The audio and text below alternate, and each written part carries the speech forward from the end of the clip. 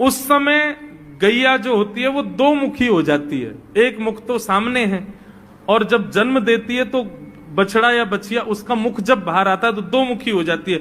ऐसी दो मुखी गैया की जब आप परिक्रमा करते हो तो पूरे ब्रह्मांड की परिक्रमा का फल प्राप्त होता है।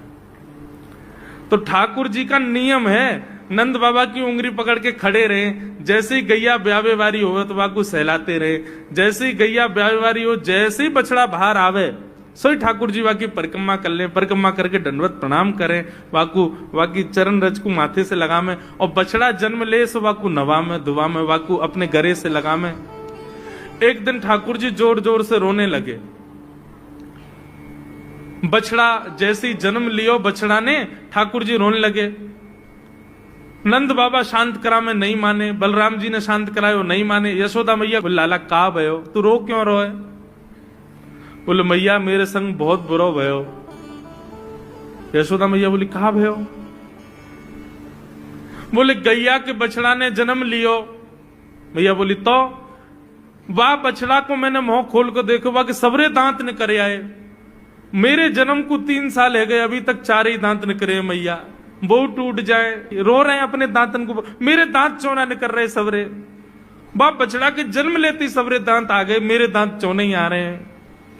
यशोदा मैया ऐसी मधुर बात सुनकर के झूठी झूठी कहती, मैया कहती लाला तू दूध ना पीवे ना, पूरे दिन मक्खन खावे, मक्खन चीकनो होवे, दांत निकरे चिकनो है कि सुई पेट में चलो जाए, तो दूध पिए कर। चोटी पकड़ के रोते मैया मेरी चोटी चौना भर रही। बलराम की चोटी देखो कैसी नागिन जैसी चोटी है वाकी, और मेरी चोटी कैसी है मैया, नेक सी पतरी सी।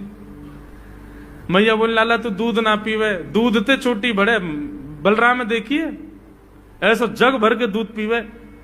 सो ठाकुर जी दूध को पात्र हाथ में ले में, अपनी चोटी खोल ले में, और फिर चोटी पकड़ करके दूध पी में, और दूध पीते पीते नापते रहे कितनी बड़ी भई की ना भई अभी। ऐसी मधुर लीला ठाकुर जी करते हैं। ऐसी लीलाएं हैं ठाकुर जी की कि उन लीलाओं को सुनकर के जो ज्ञान के मार्ग को नहीं समझ पाते, जो वैराग्य के मार्ग को नहीं समझ पाते, जो ज्ञान और वैराग्य से ठाकुर जी को प्राप्त नहीं कर पाते, वो इन लीलाओं से ठाकुर जी के हो ही जाएंगे। ऐसी लीला है।